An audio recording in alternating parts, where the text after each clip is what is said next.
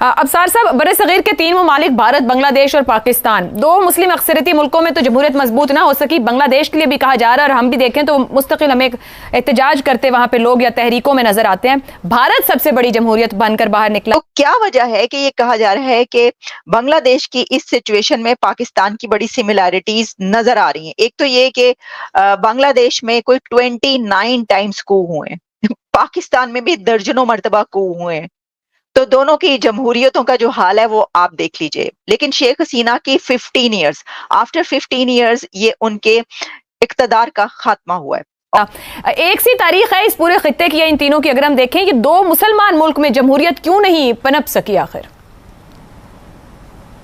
पूरे आलम इस्लाम ये एक बड़ा अच्छा सवाल है आपका। एक तो बंगला बंधु का जो मुजस्समा टूटते देखा, तो इससे बहुत बड़े बड़े वाक़यात हम देख चुके हैं। हमने तो मुल्क बनाने वाले कायद आज़म की बहन को गद्दार करार दिया, और हमने जिनाह हाउस, कायद आज़म का घर, उसको घुस के आग लगा दी, सब कुछ तबाह कर दिया। आज मैं देख रहा था अभी ये तस्वीरें, कोई वहाँ से हसीना वाजिद के घर से बत्तख उठा के जा रहा था, कोई खरगोश, कोई बकरी, आपको कुछ देखे मनाजिर लगे होंगे सब जा रहे थे। हाँ, देखे लग रहे थे। तो हमारी ना, मैं हसन साहब की बात से मुतफिक हूँ। बांग्लादेश की सिचुएशन है, क्या पाकिस्तान को फॉलो करता नजर आ रहा है बांग्लादेश? क्या वजह है कि जो कंट्रीज भी हिंदुस्तान से अलग हुए, चाहे वो पाकिस्तान और फिर आगे बांग्लादेश, वो अभी तक डेमोक्रेसी नहीं आई, लेकिन इंडिया में डेमोक्रेसी है? और क्या वजह है कि हम अभी तक अपने पांवों पे खड़े नहीं हो पा रहे? आई मस्ट अप्रिशिएट इस मामले में मैं इसको, इंडिया को अप्रिशिएट करूंगा कि उन्होंने जो the true spirit of democracy है ना, ये फ्रॉम द डे वन उन्होंने, जैसे कि कबीर साहब ने भी डेफिनेटली उन्होंने इंडिया में ये मसला है कि इंडिया में फौज को पहले। तो जैसा कि आपने वीडियो में देखा, बांग्लादेश में विरोध प्रदर्शक है जो बहुत हिंसक हो चुके हैं। इसमें अब तक पुलिसकर्मी शहीद, 300 से ज़्यादा लोग मारे जा चुके हैं। ये एक छात्रों की मांग से लेकर शुरू हुआ था, जिसमें उन्होंने कोटा प्रणाली को समाप्त करने की मांग की थी, और अब ये बहुत उग्र हो चुका है।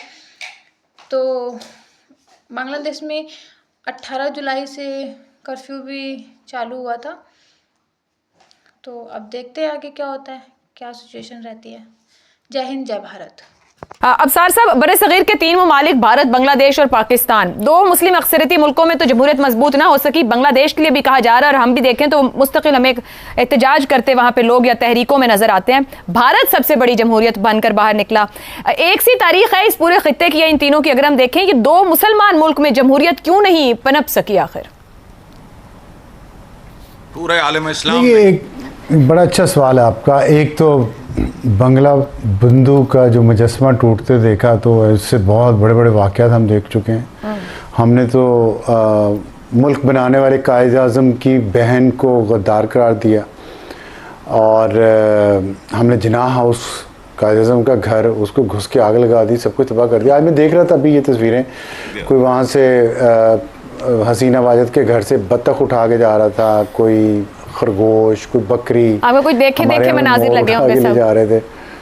हाँ, देखे लग रहे थे। तो हमारी ना, मैं हसन साहब की बात से मुतफिक हूँ। के ऊपर क्या कहना चाहेंगे? जो बांग्लादेश की सिचुएशन है, क्या पाकिस्तान को फॉलो करता नजर आ रहा है बांग्लादेश? क्या वजह है कि जो कंट्रीज भी हिंदुस्तान से अलग हुए, चाहे वो पाकिस्तान और फिर आगे बांग्लादेश, वो अभी तक डेमोक्रेसी नहीं आई, लेकिन इंडिया में डेमोक्रेसी है? और क्या वजह है कि हम अभी तक अपने पांवों पे खड़े नहीं हो पा रहे? 77 साल हमें हो गए, बांग्लादेश को भी ऑलमोस्ट 40+, मतलब 1971 में बना, और ऑलमोस्ट 50+ ईयर हो गए।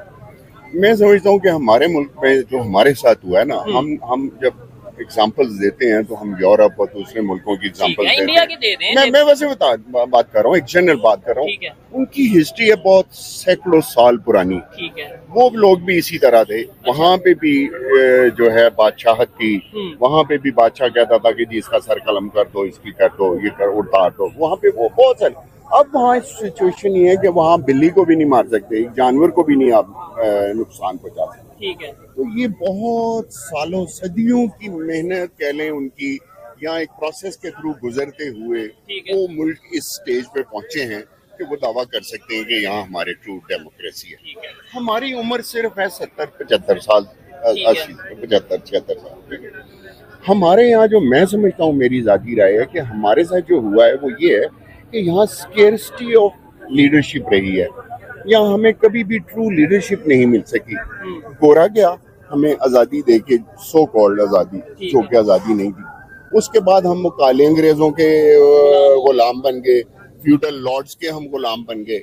यहाँ पे इसलिए कि हम गलत हाथों में, हमारे यहाँ लीडरशिप आ ही नहीं सकी आज तक। अब अगर आप देखें, इम्पार्शल होके आप देखें, तो अब तक की हिस्ट्री में हम सिर्फ समझते हैं कि भुट्टो एक ऐसा लीडर था, एक ऐसा बंदा था कि जिसमें कैपेबिलिटी थी और वो निकला भी, और उसने उसका एक विजन था, उसका एक थॉट था, उसने डेमोक्रेटिक लीडर बनने की उसमें सलाहियत भी थी और उसने कोशिश भी की। उसने 74 में यहाँ जो है हमारी कॉन्फ्रेंस हुई जो मुसलमानों 74 में, तो वो कहने का मतलब उसने सारों को इकट्ठा किया।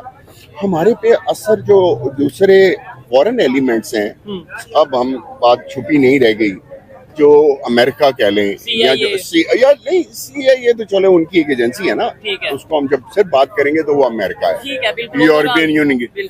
उनके वो खुद ये कहते हैं, अमेरिकन खुद ये कहते हैं, अगर आप हिलरी क्लिंटन का वो इंटरव्यू उठा के देख लें तो कहते हैं कि बहुत सारे मुल्कों में ज़ाहिर डेमोक्रेसी है, लेकिन जब हम उनसे डील करते हैं, ये अमेरिकन कह रहे हैं, ये अमेरिकन कह रहे हैं कि जब हम उन मुल्कों से डील करते हैं तो वो हम उनकी स्टैब्लिशमेंट से डील करते हैं, हम उनके आर्मी से बात करते हैं, हम उनकी सिविल गवर्नमेंट से बात ही नहीं करते। हमें हमारे जो मामलात हमने तय करने होते हैं वो हम उनकी जो है एस्टेब्लिशमेंट से बात करते हैं। और इनको वो उन्होंने कहा, उनको नाम दिया कि these are deep states. Deep state होती है वो कि जिसमें आप बाहर तो डेमोक्रेसी है लेकिन वो उसे चला, और उसमें बहुत सारे मुल्क हैं, उसमें अनफॉर्चुनेटली पाकिस्तान भी शामिल, बांग्लादेश भी शायद हाँ ऐसी। अच्छा, अब बांग्लादेश की आगे क्या सिचुएशन आप देख रहे हैं? उसके नेबर इंडिया के साथ बड़े अच्छे ताल्लुकात है, जैसे कि अभी उनकी जो प्राइम मिनिस्टर रह चुकी हैं शेख हसीना, वो इंडिया में गई हैं, मतलब प्रोटेक्शन के लिए उन्हें इंडिया अपना कंट्री सेलेक्ट किया है। क्या कहना चाहेंगे, इंडिया के साथ कैसे रिलेशन होंगे? पाकिस्तान के साथ आप उनकी एस्टेब्लिशमेंट कैसे रिलेशन रखेगी? चाइना के साथ खासतौर पर कैसे रिलेशन रखेगी और US के साथ? बात ये, जहाँ तक बांग्लादेश की बात है ना, वो उनका एक ऐसा मैटर है कि वो लोग उनको कहते हैं लैंड ऑफ इंटेलेक्चुअल्स। अच्छा जी, Bangladesh it's a land of intellectuals, it is called, they are called. तो वो लोग बहुत आगे की सोचते हैं, वो लोग वो वहाँ पे आप किसी को सप्रेस नहीं कर सकते, किसी को आप अपनी ज़बान में दबा नहीं सकते। वो निकलते हैं, अपने हक के लिए निकलते हैं और वो निकले हैं, उनको पता है, अपने राइट्स का पता है। और जहाँ तक ये जो दो मुल्कों की आपस में दोस्ती होती है, वो ऐसे दोस्ती नहीं होती जैसे मेरी आपकी है या मेरे और रेहान साहब की दोस्ती है। हम दोस्त हैं, इनके अपने अपने मुफादात होते हैं। तो जैसा कि आपने वीडियो में देखा, बांग्लादेश में विरोध प्रदर्शक है जो बहुत हिंसक हो चुके हैं। इसमें अब तक पुलिसकर्मी सहित 300 से ज़्यादा लोग मारे जा चुके हैं। ये एक छात्रों की मांग से लेकर शुरू हुआ था, जिसमें उन्होंने कोटा प्रणाली को समाप्त करने की मांग की थी, और अब ये बहुत उग्र हो चुका है। तो बांग्लादेश में 18 जुलाई से कर्फ्यू भी चालू हुआ था। तो अब देखते हैं आगे क्या होता है, क्या सिचुएशन रहती है। जय हिंद, जय भारत।